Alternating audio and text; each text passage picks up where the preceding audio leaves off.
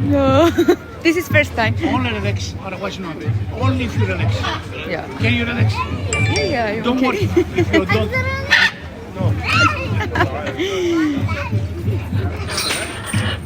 No? They can be afraid more than you. You don't know?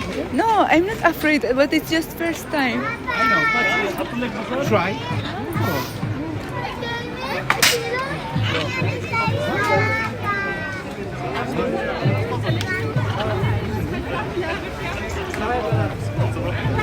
If you tried, you'll be calm, please. Hello.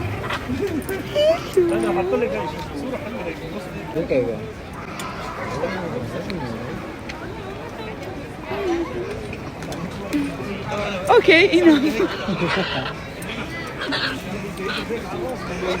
Thank you.